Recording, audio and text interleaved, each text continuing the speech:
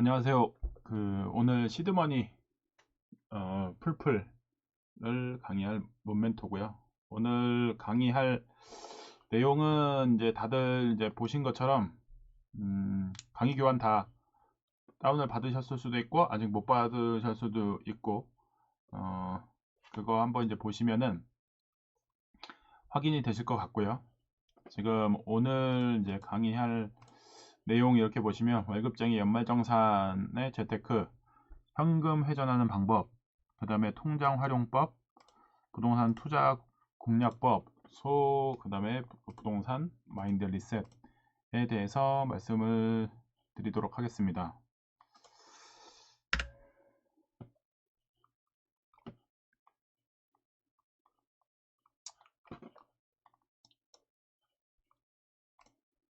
지금 채팅으로 중간중간에도 이제 확인을 하시면서 반응을 하시면은 이 반응하는 거에 맞춰서 속도나 내용이나 조절을 할 테니까 보면서 질의하는 거에 답도 하시면서 하시면은 양방으로 공부가 되면서 도움이 되실 겁니다. 그래서 오늘 이제 강의의 이제 목차를 이제 보면은 늘 모든 거 할 때 시작이 중요하죠. 오늘 목차가 이제 연말정산, 포인트는 연말정산이고, 그리고 이제 현금 회전, 펀드, 달러, 채권, 그 다음에 저축하고 대출, 그 다음에 이렇게 돈 모아서 소액 투자하고 중장기 투자하는 거. 그런데 이제 지금 현재 이러한 것들을 진행하기 위해서는 또 마인드 리셋이 필요하겠죠. 지금 1단계부터 5단계까지가 다 연결이 되어 있습니다. 이 작은 것들을 모아서 조금 더 큰 거를 회전시키고 좀 더 큰 거를 회전시키면서 이제 다양한 또 포트폴리오를 또 구성을 하는 거고, 그런 구성하는 중에 이제 소액이랑 중장기 투자를 하고, 그러면서 소액과 중장기 투자를 하면서 마인드가 업그레이드가 돼야 되겠죠. 업그레이드가 되지 않으면은 투자가 정체의 일로에 가다가 쭉 빠져버릴 수가 있습니다. 그런데 이렇게 가면서 이렇게 올릴 수 있는 마인드 리셋이 이제 필요한 시점이 됐죠. 왜 마인드 리셋이 지금 필요하냐 생각을 해보면, 지금 상승장에서 하락장 국면으로 넘어갔고 상승장 끝 무렵에 나도 투자를 해야 되지 않을까 고민을 했던 사람들이 많았던 거예요. 그러다 보니까는 그때 잘못 투자하셔가지고 지금 눈물을 흘리고 있으신 분도 있고, 오히려 아무런 투자를 안 해서 승자가 되신 분도 있고, 이런 것들을 잘 고민을 해보실 필요가 있어요. 왜 그런 결과가 생겼는지.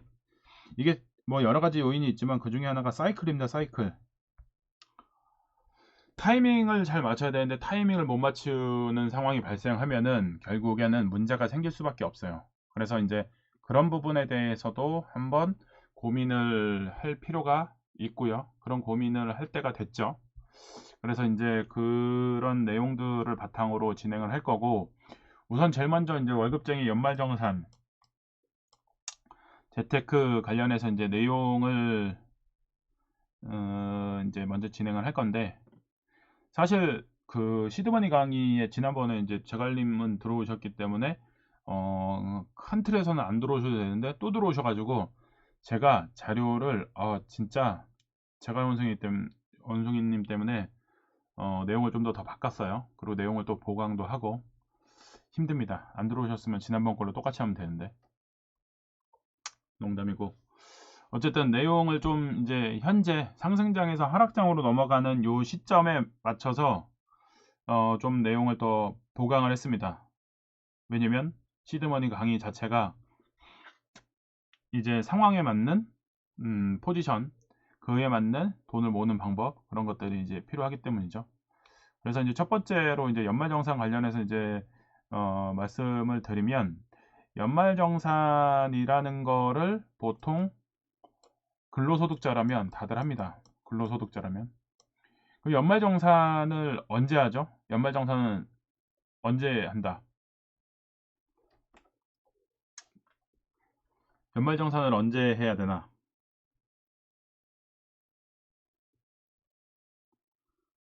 연말에, 연초에, 1월.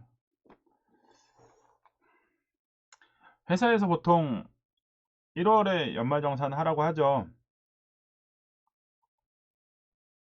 자료 제출을 하라고 하고, 그게 제가 그 기존에 기초 강의할 때 말씀을 드렸던 고정관념입니다. 1월에 자료를 제출하고 2월 급여에 반영이 돼서 2월 급여를 받거나 3월 초에 급여를 받는 사람들이 연말정산이 들어오죠. 그래서 연말정산을 그때 하는 거다라고 고정관념을 갖고 계세요. 고정이 돼 있죠. 이때로 2월로. 여기서부터가 빵꾸가 난 거예요. 사실은. 이미 연말정산을 할 때에는 끝난 거예요. 연예님 말이 지금 맞아요. 12개월 하는 거예요. 연말정산이 끝나고 나서 생각을 해보시면은 연말정산을 하고 나서 환급이 발생하든지 아니면 추징이 발생하든지 이거에 대해서 복귀를 해보지 않는 거죠. 복귀를 하지 않기 때문에 또 해년마다 똑같은 일이 반복이 되죠. 추징을 계속 당하거나 환급이 쥐꼬리만큼 나오거나 이런 현상이 발생을 하는 거죠. 그렇다 그러면 연말정산이 끝나고 나면 원천징수 영수증을 지급을 해주거든요. 원천징수 영수증. 원천징수 영수증을 영수증을 봐보면은 여기에 써있는 내용이 있어요. 여기에 써있는 내용이 뭐냐면 환급을 받았으면 얼마나 환급을 받았고 추징을 당했으면 얼마나 추징을 당했는지. 그런데 이 환급과 추징이 일어나는 일들이 뭐냐면 공제를 얼마나 받았냐 못 받았냐에 따라서 추징과 환급이 발생을 합니다. 그러면 공제를 얼마나 받았냐 못 받았냐 이게 중요한데 공제를 받기 위해서는 공제 항목이 어떤 건지를 알아야 되는 거고요. 그 공제 항목을 어떤 시점에 활용을 해서 공제를 많이 받을 것인가 이거에 대해서 고민을 안 한 거죠. 공제를 받는 방법 이거에 대해서 고민을 안 한 거죠. 전략적인 방법을 세우지 않았던 거고요. 그래서 이런 것들에 대해서 고민을 좀 해보고 그리고 또 거꾸로 무조건 이 환급을 받는다는 게 좋은 것만은 아닙니다. 추징을 받았다고 해서 나쁜 것만은 아니에요. 왜 그럴까요? 환급이 좋은 것만은 아니다. 왜 그럴까요? 추징이 나쁜 것만은 아니다. 왜 그럴까요?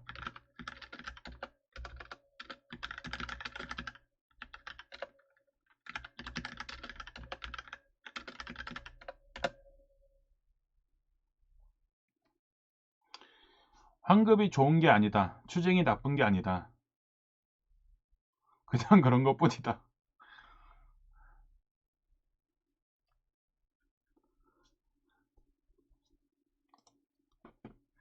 맞습니다. 환급을 많이 받았다는 얘기는 내가 세금을 많이 내고 있었다는 얘기고요.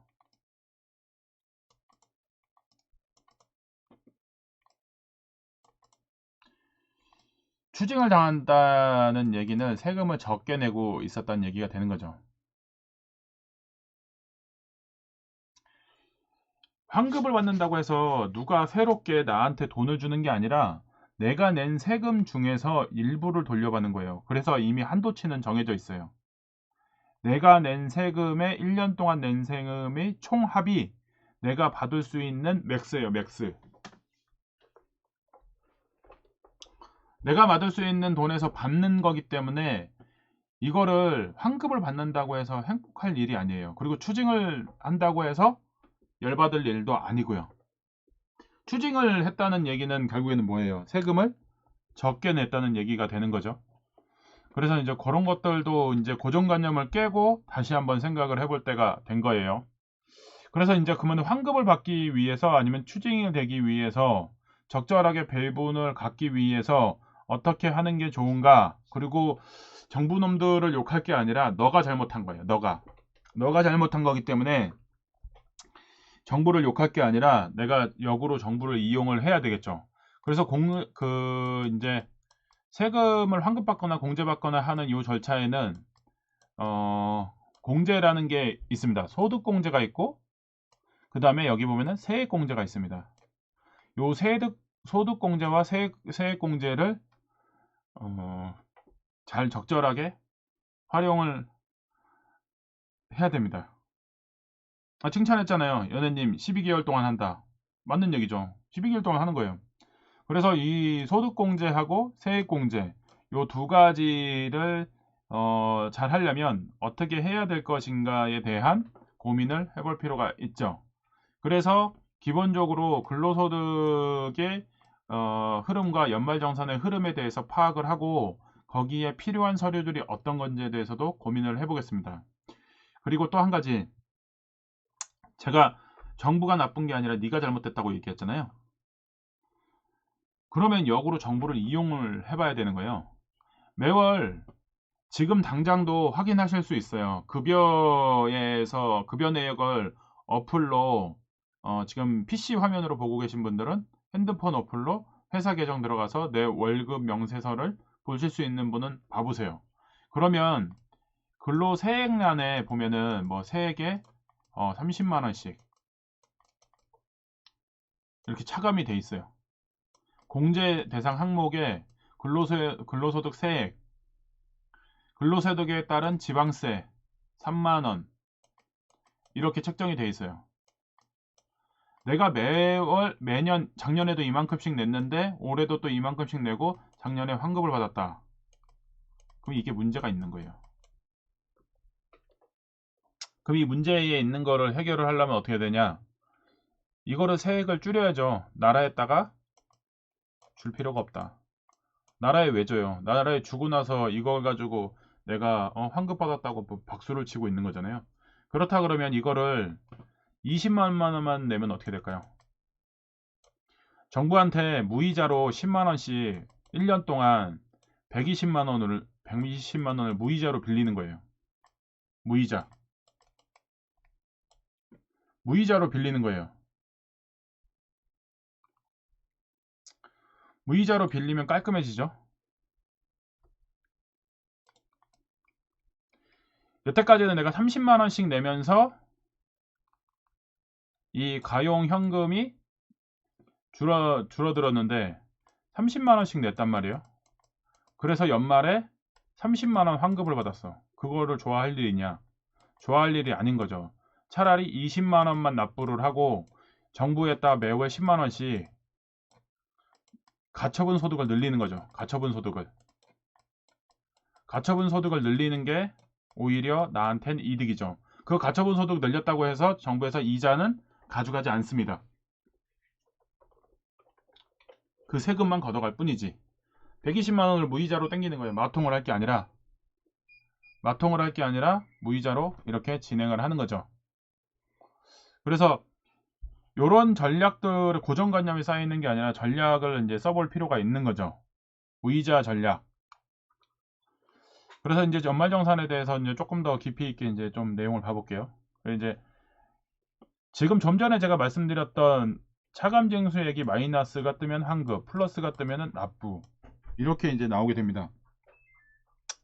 이렇게 이제 나오는 상황인데 여기에서 봐보면은 여기 보신 것처럼 결정세액이라는 게 있습니다.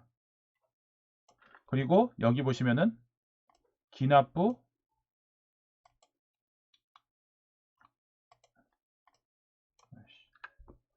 여기 보면 기납부 세액이 있고 기납부 세액은 84,720원이에요. 84,720원이 내가 1년 동안 낸 돈이에요. 그분은 최대로 받을 수 있는 거는 84,720원이에요. 근데 결정된 세금이 얼마냐? 54,711원이에요.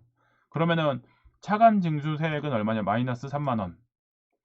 3만원 환급받는 거예요.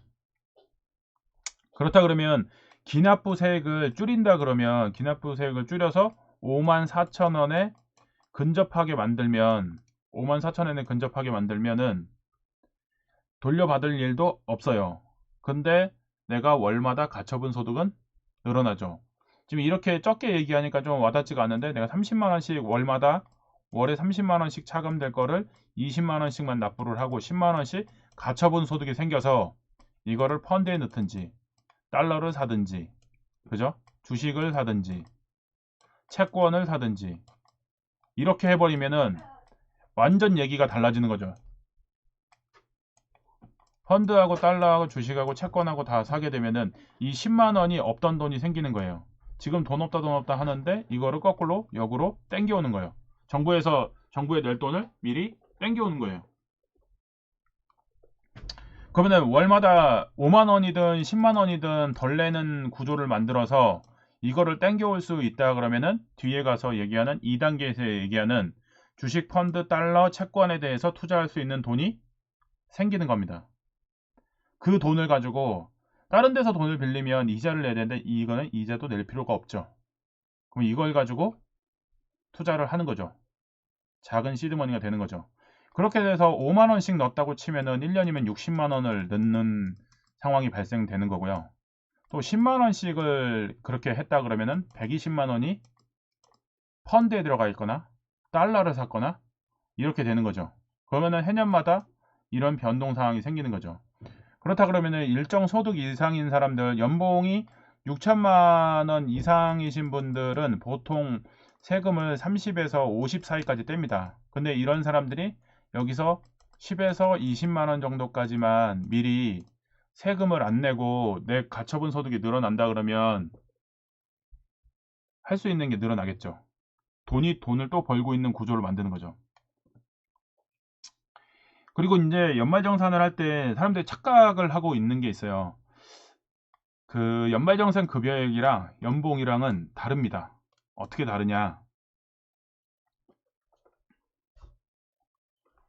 그렇죠. 추징당하는 사람은 무이자로 돈 땡겨 쓰고 연말에 갚는 현상이 생기는 거죠.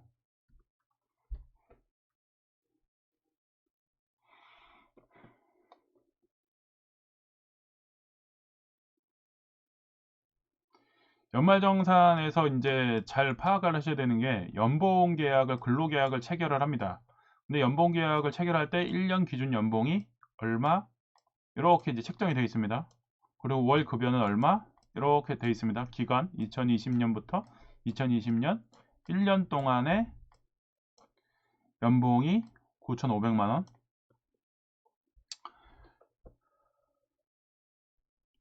9,500만 원이라고 했을 때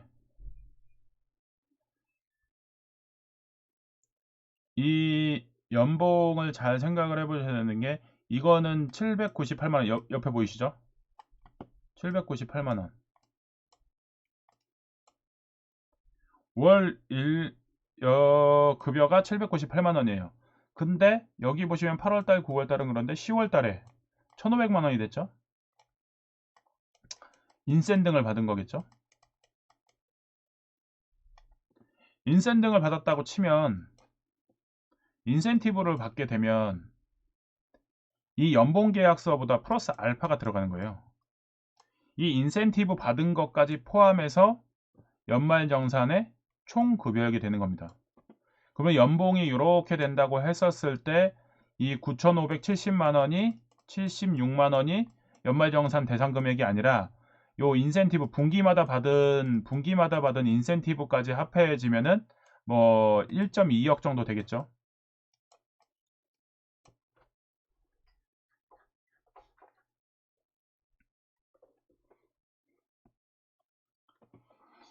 이렇게 되면은 이 돈이 연말정산 대상이 되는 겁니다. 그러다 보니까는 여기서도 마찬가지로 이렇게 인센티브가 들어온 달에는 세금을 많이 추징을 하겠죠. 그러면 이걸 막아야 돼요. 이렇게 주는 달에는 세금을 많이 떼갈 거니까 역으로 이거를 급여 담당한테 얘기해서 급여를 지난달과 동일하게 좀 뗄 수 없겠냐고 쇼부를 칩니다. 그러면은 세금이 지난달에 이 돈을 받게 되면 한 80만 원씩 세금을 떼는데 요거 받게 되면은 뭐 진짜 한 150에서 요 정도 사이 삥을 뜯깁니다. 근데 요게 삥 뜯기지 않으면 그 돈이 생기면 해결이 됩니다.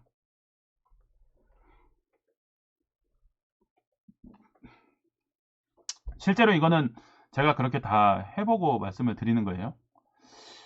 저 같은 경우는 제가 인사팀장이었기 때문에 세금을 팍 줄였습니다. 그리고 나서 연말에 추징을 당하는 한이 있더라도 공무원도 됩니다. 행정실에 가서 그 얘기를 하시면 돼요. 그래서 이번 달에 급여가 보너스 달이어서 많이 나오는데 세금은 전달하고 동일하게 해달라고 학교 행정실에서 얘기하면은 이거 가능합니다. 왜냐면 세금 내가 내는 건데, 왜냐면 지난달보다 좀 돈을 더 받는다고 해서 세금 많이 내면은 이거 형편상 문제가 힘들다, 뭐 거짓말을 치든 뭐를 하든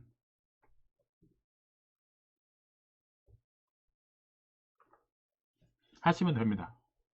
그렇게 해서 변동이 생기는 돈을 모아야 되겠죠. 그런 돈을 모으게 되면은 이제 상황이 달라지겠죠.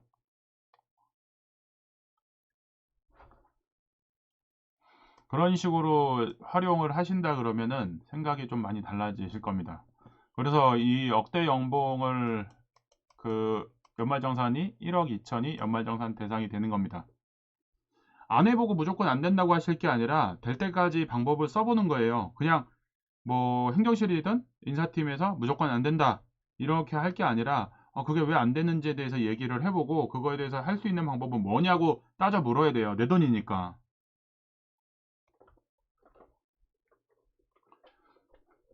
그러니까 인센티브 받고 문제가 아니라 현재 내는 세금도 마찬가지예요. 무이자로 쓰고 연말에 갚으면 되잖아요. 무조건 안 된다고 하시면 안 돼요. 고정관념대로 아유 안 된다 안 된다가 아니라 해보고 해봤는데 안 될 거는 끝까지 해보는 거예요. 왜 이게 안 될 일이 아니니까. 내 세금 내가 적게 내고 내가 나중에 많이 토해야겠다는데. 그래서 그런 것들을 활용을 해보시면 됩니다.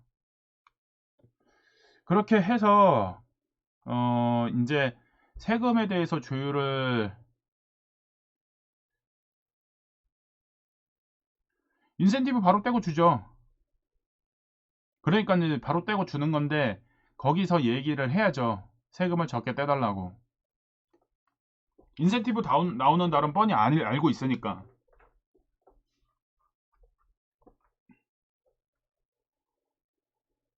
그리고 프로그램상도 정부에서도 얘기하는 게 세금을 100%에서 80%, 그 다음에 120% 선택할 수 있게 돼 있어요. 이게 기본값으로 되어 있는 거고요. 이거보다 더 뭐 많거나 적거나 조율하기 위해서는 두 가지 방법이죠. 떼를 쓰거나 정말 친해지거나 하시면 돼요. 그래서 그렇게 된 것들을 이제 연말정산 간소화 서비스 들어가면 1년 동안 쓴 거를 여기 이렇게 표시가 되는데 여기서 잘 생각을 해보셔야 되는 게 있어요. 요즘에 시스템 진짜 많이 좋아져서 여기 보이시죠? 박스 쳐놓은 거 1월부터 12월까지 표시되어 있는데 여기서 보면은 뭐가 있냐면 중간에 이직을 했는데 내가 3월달까지는 이전 직장 다니고 쉬었다가 2달 쉬었다가 6월달부터 새로운 직장 다니시면요 4월달 5월달에 요 체크박스 해제해야 됩니다. 체크박스 해제 안 하시면은 나중에 추징당해요.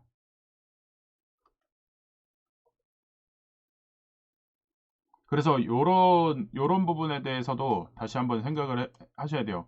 요거 괜히 요 구간에 뭐 인센티브를 받거나 뭐 하거나 뭐는 신용카드를 많이 썼거나 왜냐면 시기 때문에 신용카드를 많이 써요. 신용카드 공제 안 되는데 신용카드 공제 혜택을 받으려고 4월달 5월달을 체크를 해버리는 거예요.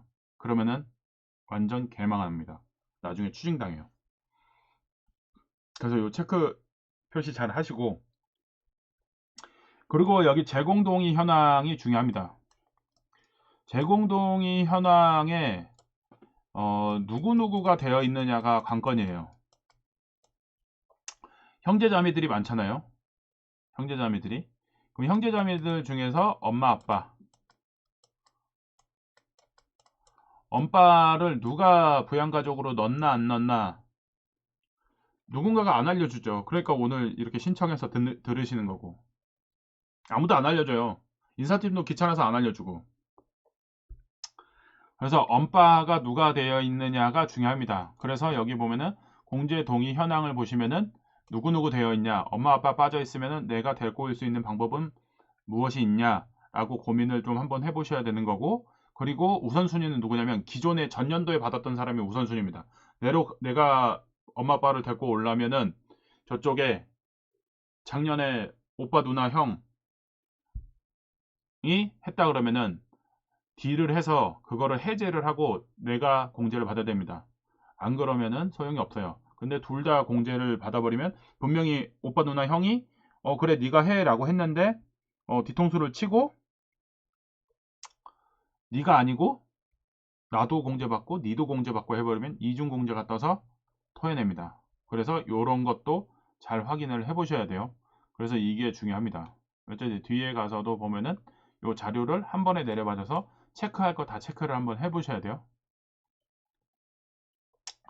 회사에서 그 2022년 연말정산 공문을 주는 회사도 있고 안 주는 회사도 있어요. 그러니까 주는 회사는 좀 그래도 괜찮은 회사고 정리를 좀 잘하는 회사고, 아니라고 한다 그래도 제가 이 드린 자료 가지고 체크하시면 도움이 돼요. 못 받는 데는. 그래서 이제 주는 데랑 비교도 한번 해보시고 요것도 참고해 보시고 하시면 돼요. 그래서 이제 이런 것들을 작성을 하면 요즘에 홈택스가 잘 돼 있어서 공제 신고 작성하기까지가 이런 자료들을 다 끄집어 오면은 나옵니다. 이렇게. 그래서 반영을 할 수 있게 돼 있습니다. 그래서 신고서 작성을 하기를 누르게 되고 넘어가게 되면은 이게 회사로 자료가 넘어가게 됩니다. 회사로 자료가 넘어가게 되고 이거를 일괄 정리해서 회사에서는 신고를 하는데, 여기서 아까 전에 말씀드렸던 것처럼 여기 소득자 본인, 그 다음에 소득자 직계전서, 소득자 직계전서 요 두 칸입니다. 이게 엄마 아빠, 엄빠와 누구? 할머니 할아버지, 할머니 할아버지. 이거 박터지게 싸우는 거예요. 누구 할지. 엄마 아빠까지는 해서 돈이 얼마 안 돼요. 근데 할머니 할아버지까지 넣게 되면은 이게 장난 아닙니다. 할머니 할아버지는 추가 공제까지 있습니다. 노인 추가 공제. 그래서 엄마 아빠까지 끌어당기고 할아버지까지 끌어당기면은 최고 됩니다. 최고. 고모 삼촌 이모랑 다 싸워야죠. 싸워서 이기면은 돈을 법니다. 그리고 싸워서 이기는 것도 뭐 방법인데 또 한 번은 방법이 있어요. 고모 이모 삼촌이 아까 전에도 봤지만은 내가 낸 세금이 최고한대요. 근데 어디서 잘못 듣고 와가지고 엄마 아빠 할머니를 넣으면은 많이 공제해 준다고 잘못 알고 있어서 이미 그거 안 넣고도 공제를 다 받아요. 어떤 경우?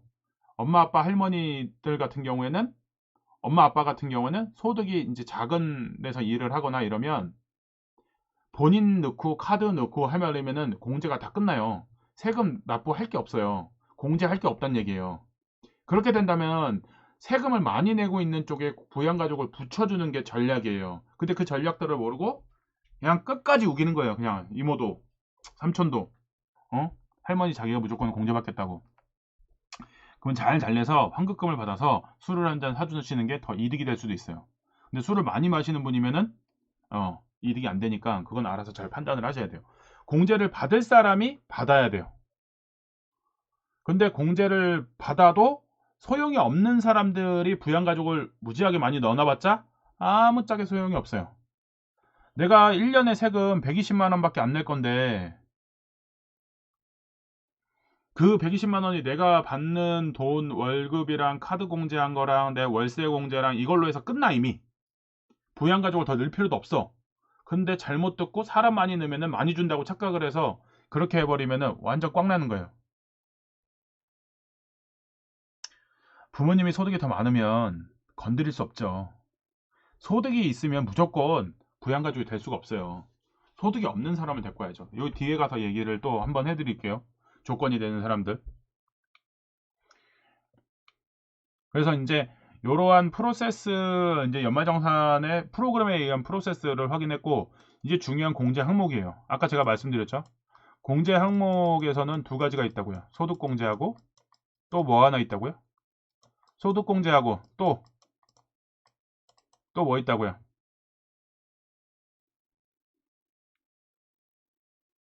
세액공제 맞습니다. 세액공제. 원래 이게 그 세액공제라는 게 큰 틀에서는 의미가 없던 거였는데 분리를 했어요. 거의 다 소득공제에서 반영이 됐던 것들을 일부 항목들을 분리를 해서 세액공제로 바꿨어요. 이게 2018년인가 9년인가 개정이 되면서 이 소득공제 항목들의 일부를 세액공제로 바꿔버렸어요. 이 세액공제하고 소득공제하고 뒤에 가서 보시면 알겠지만은 세액공제를 소득공제를 최대한 많이 받아야 돼요. 세액공제 많이 받아서 소용이 없어요. 소득공제를 최대한도로 많이 해서 과세 표준을 날려버려야 돼요. 뒤에 가서 여기서 보시면은 이제 뒤에 가서 이제 그 표를 보면서 이제 말씀을 드릴 건데 이 지금 일단은 변경된 세법도 중요해요.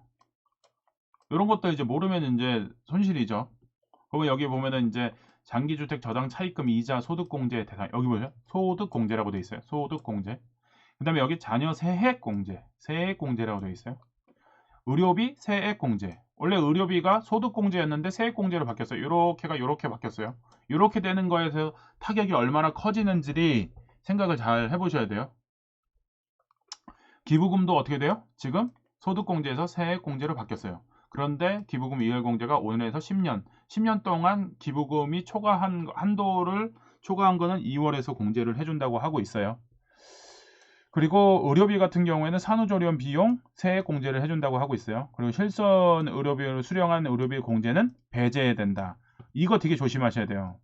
이게 그냥 돈 욕심 나가지고 실손으로 환급을 다 받았는데도 불구하고 이 의료비 낸 거를 그대로 데이터에 넘어온 거를 그대로 의료비 공제를 했다가는 이건 추징당합니다. 그래서 왜냐면 봐보세요. 실손 병원을 갔어요. 10만 원이 들었어요. 실손으로 8만 원 환급 받았어요. 그럼 내 병원 진료비 얼마예요? 2만 원이 2만 원.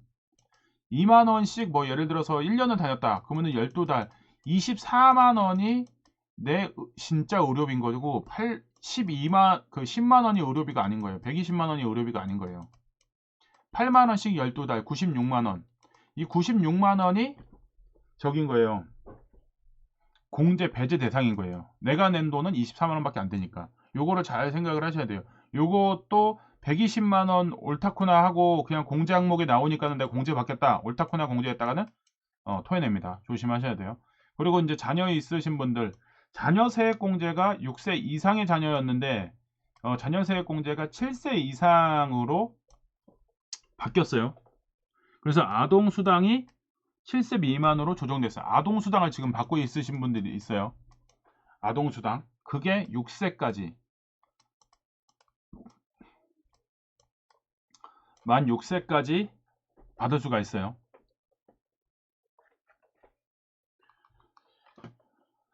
실손은 환급받은 거는 연말정산에서 제외해야 돼요.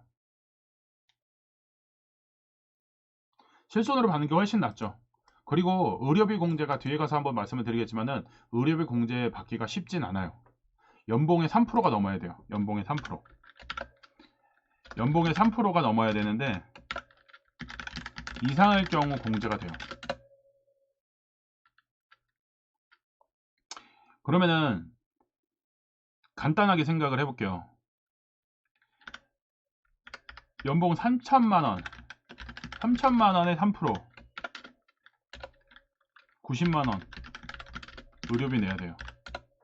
의료비 90만 원 내기 쉬울 것 같죠? 젊으면은 의료비 90만 원 내기 되게 힘들어요.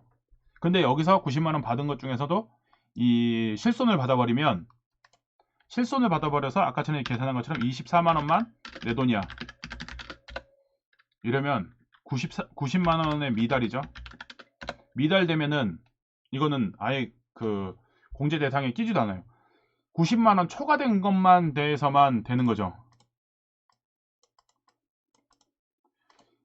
이게 허들이에요. 90만 원이 허들. 91만 원째 1만 원 이렇게 돼야 돼요. 그러니까 연말정산은 지금까지도 아무도 제대로 신경 안 쓰고 그랬던 거예요. 그러면은 이거를 전략적으로 해야 돼요. 그 혼인신고를 했냐 안 했냐 되게 중요한데, 혼인신고를 하는 게 좋냐 안 하는 게 좋냐 그건 네 맘대로 하세요 진짜. 왜냐면 혼인신고를 하면은 의료비 공제 등은 또 몰아주기가 또 가능하니까 그런 또 이점은 있긴 한데, 그것만으로 결혼을 혼인신고를 해야 되냐 하지 마세요. 다른 것들 더 혜택이 크다면. 그러니까 양쪽 간에, 그러니까 전반적으로 1부터 10까지 얘기를 다 듣고 나한테 가장 유리한 게 뭔가를 취사 선택을 해서 어느 게 더 유리하겠다고 정의를 내린 다음에 해야지, 이거 뭐 그냥 하나만 듣고 결론 내고 저거 하나만 듣고 결론 내고 그럼 꽝이야 꽝. 1부터 10까지라는 게 있는데 여기서 한 3, 4개만 듣고 3, 4개에서 이거 가장 좋은데 해서 선택을 했더니 뒤에 가서 복권님처럼 문제가 생기는 거예요. 그래서 이런 것들을 생각했을 때 1부터 10까지를 좀 아는 것들이 좀 필요하죠.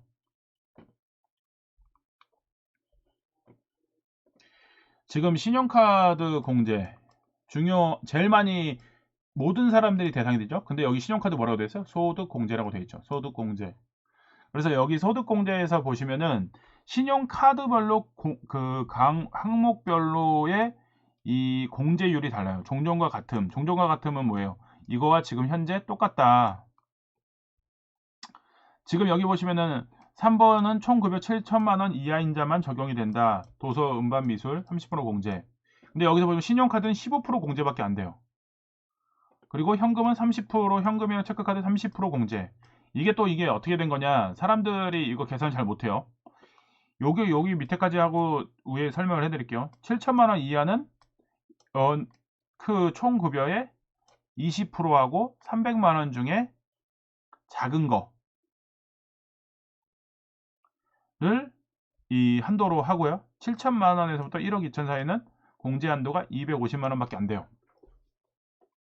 카드를 미치도록 많이 써도 요 구간에 들어가 있는 사람은 250만 원밖에 공제가 안 된다는 얘기가 되는 거예요. 그리고 1억 2천 초과는 200만 원 공제밖에 안 된다. 근데 이거밖에 공제 안 된다고 생각을 하더라도 근데 이거 공제받기가 되게 힘들어요. 왜냐면 아까 의료비도 얘기했지만은 허들이 있습니다. 허들. 연말정산은 허들과의 싸움이에요. 누구와의 싸움이라고요?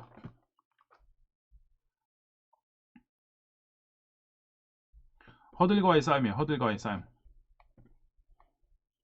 여기 지금 봐보시면은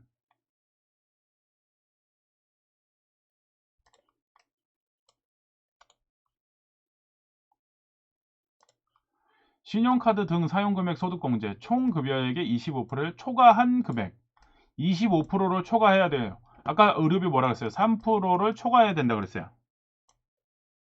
그러면 총급여액의 25%를 초과해야 돼요. 25%. 그러면 여기 이제 7천만 원 이하 요거 계산하기 편하니까 6천, 연봉 6천을 받는다고 칠게요. 연봉 6천도 상당히 많죠. 근데 여기에 25%를 초과를 해야 돼요. 그러면은 6천만 원의 25%는 얼마일까요? 1,500만 원이죠. 1,500만 원. 1,500만 원 초과할 때부터 1,500만 원을 초과할 때부터 공제를 받아요. 1,501만 원. 요 1만 원이 공제 대상이에요. 요 1만 원이.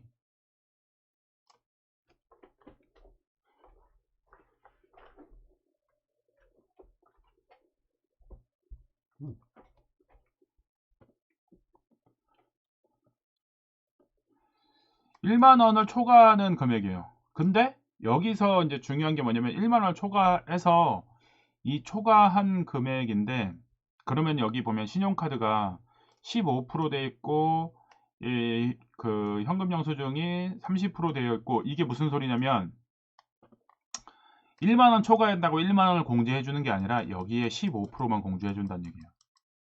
여기에 15%. 그러면은 이제 예를 들어서 내가 2천만 원을 카드를 썼다. 그러면은 1,500 허들 넘은 1,500만 원에서 허들 넘은 500만 원에서 신용카드로만 그렇게 썼으면 여기에 15% 적용을 하는 거예요. 그러면 5, 25, 5일은 5. 그럼 얼마? 75만 원. 75만 원 공제를 해주는 거예요. 75만 원 공제. 근데 여기 뭐라고 했어요? 현금 영수증하고 체크카드 쓰면 30% 공제해준다 그랬어요. 그러면 단순 계산 딱 보이죠? 이거 15% 공제해주는데 75만 원 공제해주는데 초과한 금액이 500만 원이라 그러면은 이거 딱 2배니까 얼마예요? 150만원 공제를 해주는 거예요. 150만원 공제. 그러면 신용카드 어떻게 써야 돼요?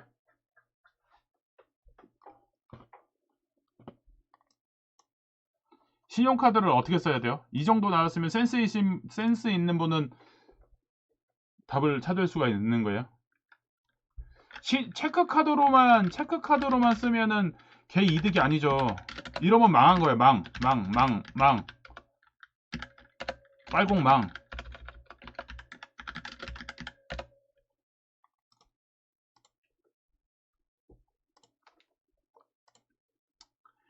여기에 제가 그랬잖아요. 연말정산은 뭐라 그랬어요? 허들과의 싸움이라고 그랬어요. 허들.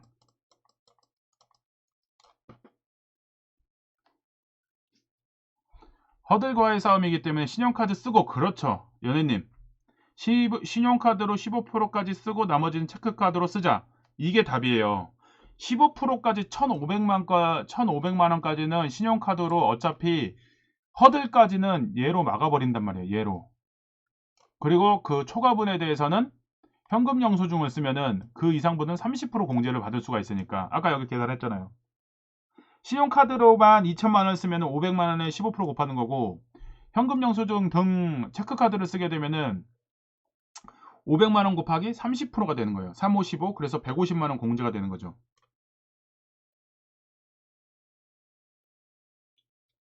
허들을 넘겨야 돼요. 그러면 이제 단순 계산을, 여기 이제 그렇게 이제 복잡하다고 생각하니까 단순 계산을 정리를 해드릴게요.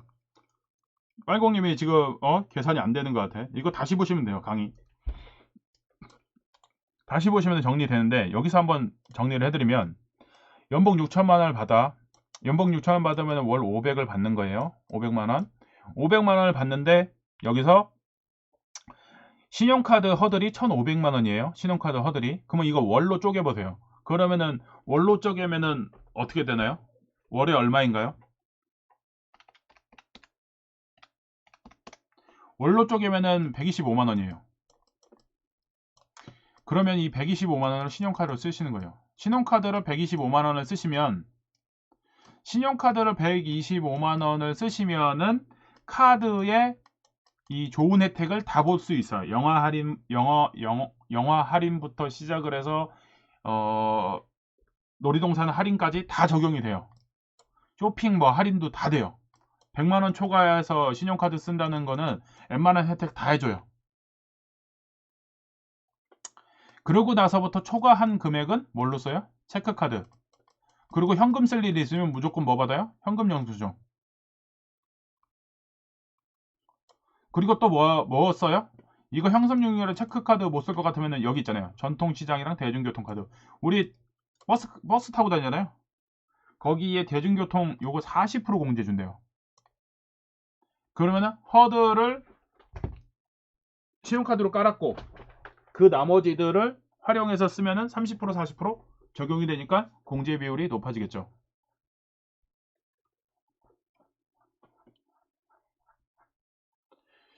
그래서 이제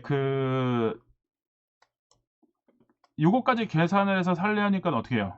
연말정산이 끝난과 동시에 그해분은, 그러니까 23년 2월 달에 연말정산을 환급을 받든 추징을 당하든 그리고 나서부터 이후 소비는 요 계획을 짜시는 거예요. 그러면은 나는 아무 생각 없이 쓰고 싶은데 125만 원 신용카드 이렇게 쓰는 거 어떻게 안 되냐? 제 말을 똑바로 들으세요. 제 말을 똑바로 들으시고 활용을 하셔야 돼요. 부모님을, 여기 계신 분들은 다 효자 효녀인 거예요. 효자 효녀. 그래서 효자 효녀여서 현금 카드를, 체크카드를 부모님을 드리는 거예요. 쓰시라고. 그 통장에 체크카드에 있는 돈을 누가 낼지는 알아서 판단하시면 돼요. 체크카드로 빠져나가는 돈이 누구 돈으로 나가는 건지는 본인이 알아서 판단하시면 돼요. 근데 나는 카드를 드린 거예요. 효자하고 효녀이기 때문에. 그러면은 엄마 아빠가 체크카드를 열심히 쓰시겠죠. 그렇게 되면 해결이 돼요. 왜냐면 125만원 그 이상을 쓰기가 쉽지는 않아요. 그렇기 때문에 잘 활용을 하시면 돼요. 분명히 제가 그랬어요. 효자 효녀이기 때문에 충분히 그렇게 하실 수 있다고. 그렇게 되면은 이 신용카드 공제 한도를 이렇게 지금 300만 원이 됐든 250만 원이 됐든 200만 원이 됐든 채울 수가 있습니다.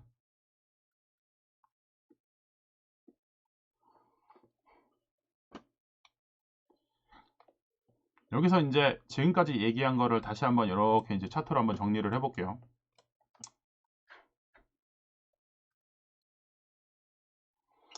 지금 총 소득을 제가 아까 그 말씀을 드렸어요. 총 소득. 여기 총 소득이라고 하면은 비과세하고 분리과세 소득. 여기에 비과세가 그 10만 원의 식대가 있어요. 식대를 별도로 주는 데가 있어요. 회사마다. 이렇게 돼 있는 거를 비과세 소득이라고 해요. 그러면 내가 연봉을 6천만 원 받았다고 치면은 10만 원씩 받으면 120만 원이 플러스가 돼 있죠. 그러면 1120만 원 중에서 요 비과세 소득은 빼는 거예요. 그러면은 총소득은 6,120만 원이지만은 연말 대상이 되는 총급여액은 6,120만 원이에요. 그런데 아까 전에처럼 800만 원 돈의 인센티브를 받았잖아요. 그러면은 요거 어떻게 돼요? 6,920만 원이 총 급여액이 되는 거예요. 총 급여액에서부터 시작을 하는 거예요. 총 급여액에서. 그래서 총 급여액에서 시작을 해서 이제 여기서 근로소득공제라는 게 있어요. 너가 돈을 벌기 위해서 이 정도의 기본 비용은 들었겠구나 라고 인정을 해주는 거예요. 그래서 금액대별로 비율이 있어요. 그래서 네가 6천만 원을 벌기 위해서는 한 2천 정도는 필요 경비가 들어간 것 같아. 그 2천만 원 까주고 시작할게. 요 2천만 원을 까주고 시작하는 돈이 여기서 6천이라고 생각하고 근로소득공제가 2천이라고 하면 그러면 근로소득 금액은 얼마? 4천만 원이에요. 4천만 원. 여기서부터 시작을 하는 거예요. 여기서부터 뭐를 하냐? 요 4천만 원에서 소득공제를 하는 거예요. 소득공제. 그래서 인적공제라든지 연금공제라든지 특별공제. 특별공제에 이제 신용카드가 들어가는 거죠. 그래서 공제를 하고 나면은 이게 과세 표준이 되죠. 깎았더니 한 3천 돼. 그러면 여기가 과세 표준이 되는 거예요. 3천만 원에다 세율을 때려버리는 거예요. 3천만 원에다가. 그러면 6%의 세율은 얼마? 1200만 원 이하. 1200만 원 이하는 6% 세율을 적용을 받는 거고 1200만 원 초과 금액이 요 과세 표준으로 남아 있으면 15%의 세율이 적용을 받는 거예요. 그럼 이 위에 3천만 원은 15%의 세율 구간에 들어갑니다. 그래서 15%를 3천만 원하고 15%를 곱했더니 세금이 얼마 나와? 450만 원 나오는 거예요. 450만 원. 이 450만 원 나오는 걸로 요대로 세금을 다 내냐? 이게 아닌 거죠. 여기 450만 원에서 아까 얘기했던 세액공제라는 게 있어요. 세액공제. 그래서 여기 봤더니 의료비 공제, 교육비 공제, 기부금 공제, 자녀세액 공제, 근로소득 공제 이런 것들이 있어요. 이런 거를 다 죄다 다 뺐더니 한 200이 나오네.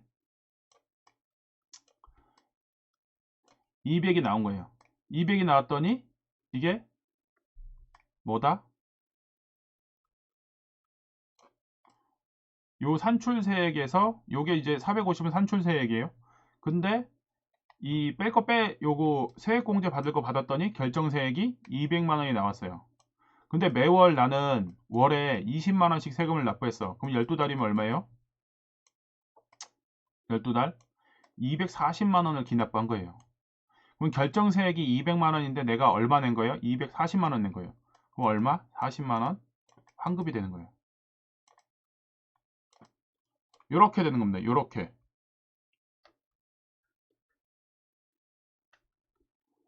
요게 연말정산이에요.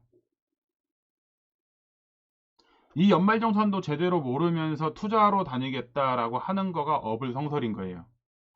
왜냐면 작은 돈을 제대로 활용하고 다루지를 못하는데 큰 돈을 어떻게 활용하고 다루겠어요? 그렇게 하질 못하는데 투자를 어떻게 하겠어요? 그러면 봐봐요. 요 환급이 나왔다고 치면 요 환급을 어떻게 활용할 것인가에 따라서 다른 거죠. 어쨌든 뭐 이리 되든 저리 되든 환급이 나온 거죠. 그러면 이거를 쓸 것인가 어디에 넣을 것인가에도 미리 고민이 돼 있어야 되는 거죠. 근데 반대로 생각을 해보세요. 450만 원이라는 산출세액이 나왔는데 공제할 거 공제하고 다 했는데도 불구하고 저기 뭐야 이 산출세액이 이제 역으로 되는 거죠. 기납부세액이 지금 산출세액은 450이야. 근데 기납부세액 같은 경우에는 지금 예를 들어서 200밖에 안 돼요. 결정세액이 450이고 기납부세액이 200이야. 그러면 어떻게 돼요? 플러스 250인 거예요. 250만 원을 토해야 돼요. 토. 결정세액은 450인데 내가 1년 동안 납부한 건 200이야. 근데 250만 원을 토해내야 돼요. 토해내면 기분은 나쁘긴 해요. 그런데 거꾸로 잘 생각해 보면은 내가 무이자로 250만 원을 쓰고 있었던 거예요.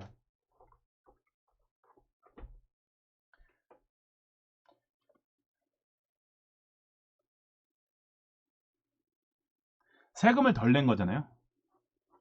제대로 했다 그러면 세금을 더 많이 내서 250만 원이니까 매월 20만 원씩을 세금을 더 냈어야 되는데 세금을 안 낸 거예요. 20만 원씩을 더 냈어야 됐던 거를 안 낸 거야. 그럼 이 20만 원을 어떻게 해? 그러면 연애님은 이제 10만 원 펀드에 넣었어요.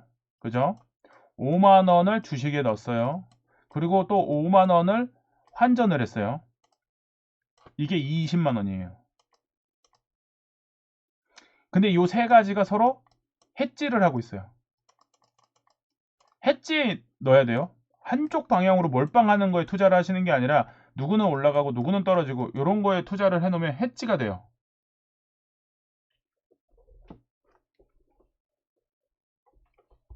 지금 금리가 높아지기 때문에 돈을 땡겨 와야 돼요.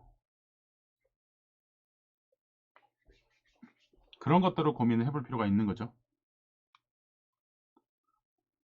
제가 아까 말씀드렸죠. 1200만 원 이하는 6%, 그 다음에 1200에서 4006%, 아까 전에 3000만 원이었잖아요. 그러니까 제가 몇 프로 했어요? 15%. 이거 암기해 놓으시면 생활이 편합니다. 이거 암기해 놓으시면. 근데 이거 어렵지 않아요. 6, 5, 4 이렇게 올라가요. 6, 5, 4 이렇게 6에서 5, 4 다운이 돼요. 그러다가 어떻게 돼요? 다시 4, 5, 8 이렇게 올라가요. 4, 5, 8, 10 4, 5, 8, 10 이렇게 올라가는 거예요. 4, 5, 8, 10 이러면 돼요. 여기를 24%를 기준으로 24% 구간의 세금만 내도 인생이 성공한 거다. 그런데 새로 구간을 하나 만들었어요. 여기 보이죠? 10억이에요. 10억. 1억 아니고 10억. 10억은 45%. 그러면은 과세 표준이 10억이란 얘기고 과세 표준이 공제 받고 등등등 해서 과세 표준이 된 거예요. 여기 보시면은 과세 표준이 여기 있어요. 그럼 여기에서 공제 받을 거 공제 받았는데도 과세 표준이 얼마? 10억. 이렇게 되면은 얼마를 가지고 가겠다고요? 절반을 훔쳐가겠다고요. 양도소득세랑 비슷한 게 아니라 이 세율은 똑같이 양도세율랑 연결이 돼요. 10억을 벌어봤자 남는 게 얼마? 5억입니다. 5억. 그 5억이면 월 얼마? 한 630만 원 곱하기 5배 하니까 우리가 3천만 원 좀 넘나요? 3,500 정도 돼요. 3,500만 원. 10억을 벌면은 3,500만 원 들어옵니다. 그래서 제가 아까 말씀드렸죠. 요거 인적공제하고 인적공제가 뭐고 인적공제에 해당하는 거 인적공제, 사람공제, 그리고 세액공제 뭐다? 여기에 보면 아까 전에 자녀세액공제라든지 그죠? 그 다음에 근로소득공제 이렇게 되어 있습니다. 그래서 이제 이런 항목들이 되게 중요해요. 그 공제에 대해서 어떻게 활용할 것인가. 그리고 인적공제에서 중요한 거 여기서 중요한 거 기본공제 기본공제에다가 추가공제 경로 우대공제 100만원이 붙습니다. 그래서 할머니 할아버지 장탈전이 생기는 거예요. 그래서 여기에서 보시면은 그 본인의 이제 그 공제를 받는 거에 이제 150만 원 인적 공제를 받아요. 경로 우대 아까 제가 말씀드린 100만 원 공제 받는다고. 장애인이 이게 대박입니다. 200만 원. 근데 할머니들 할아버지들이 장애가 있을 확률이 되게 높아요. 그럼 어떻게 돼요? 이게 다 플러스가 되는 거예요. 그러면 할머니를 내가 열심히 부양을 하겠다고 모든 가족에게 확답을 받는 순간 450만원 공제를 받아요. 다른 거 다 필요 없어요. 뭐 카드 공제 받으려고 애쓸 필요가 있는 게 아니라 할머니만 모셔오면은 진짜 부양을 하셔야 돼요. 가짜로 부양하시면 안 돼요. 이러면은 450만원 공제 받아요. 450만원 공제. 장난 아닙니다. 그래서 요런 것들, 그리고 이제 한부모, 요즘에 한부모 가정이 있으니까 요 공제도 한번 챙겨 보시면은 의미가 있어요. 여기 계산해 놓은 거 있어요. 450만원. 그래서 여기 기본공제 이게 받을 수 있는 대상, 이렇게 기본공제, 형제 자매도 기본공제를 받을 수 있는 대상이 있는데 여기서 안 되는 게 있어요. 소득이 있으면 안 됩니다. 소득이 100만원이 넘으면 안 돼요. 소득 금액 100만원이 소득 금액. 소득 금액이 아까 얘기했던 여기서 얘기한 소득 금액이 이게 여기가 100만원입니다. 그래서 근로소득 공제, 기본공제 요 부분을 한번 걸치고 나서 금액, 요 부분 빼고 나서 금액. 그러면 이제 그 소득 금액이 이제 어떻게 되냐? 그러면은 이제 여기서 받으면은 소득 금액 100만 원이라고 했잖아요. 그러면은 연간 100만 원을 버는 사람이냐? 이게 아니에요. 총 급여액이 500인데 근로소득은 기본공제를 80%를 해줘요. 그래서 8, 5, 40, 400이 근로소득 공제가 돼요. 그래서 여기 100만 원이 나와요. 요 100만 원이 뭐다? 소득 금액인 거예요. 요렇게 100만 원인 사람이 내 부양가족으로 들어오는 거예요. 근로소득이 500인 거예요. 또 딴소리 하지 마세요. 사업소득하고 기타소득은 다릅니다. 기타소득은 공제 비율이 60%밖에 안 돼요. 그래서 250만원, 총 급여액이 250에 60%. 그러면 150만원이 공제 대상이에요. 이래야지 100만원이에요. 250만원입니다. 여기는 근로소득은 500만원. 형, 누나, 동생이 근로소득으로, 알바도 근로소득이에요. 알바도 500을 받는 경우는 내 부양가족으로 될 수 있어요. 근데 프리랜서 등으로 해서 사업소득이나 기타소득을 받는 250만원을 받아야지 500만원 받으면 부양공제에서 탈락이 돼요. 요거 잘 활용을 하셔야 돼요.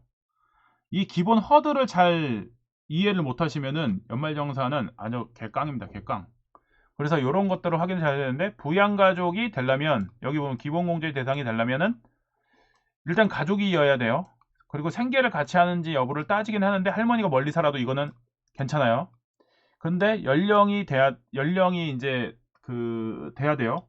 연령이 돼야 된다는 얘기는 뭐냐면 엄마 아빠가 젊으신 엄마 아빠는 안 돼요. 50대 엄마 아빠는 기본공제 대상이 안 돼요. 60세가 넘어야 돼요.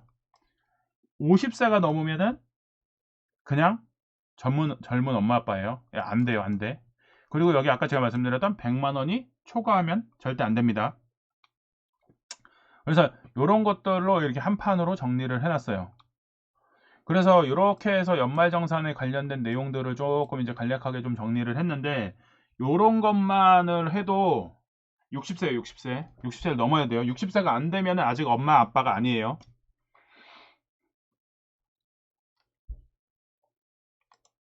그래서 이런 것들을 잘 생각을 해 보실 필요가 있다.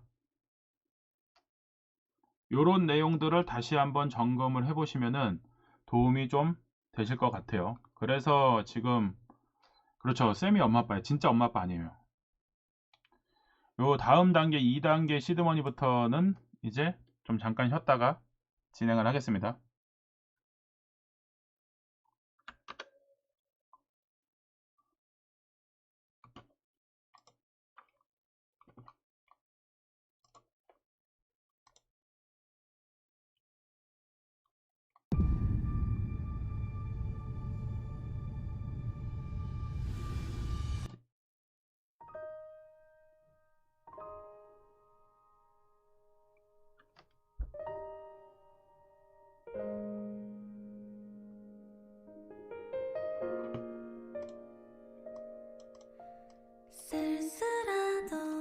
바꿔야 돼요. 우리가 너무 고정관념에 쌓여 있었던 거예요. 일부 앞부분 못 들은 거는 이제 다시 듣기로 해서 빡시게 들으시면 돼요.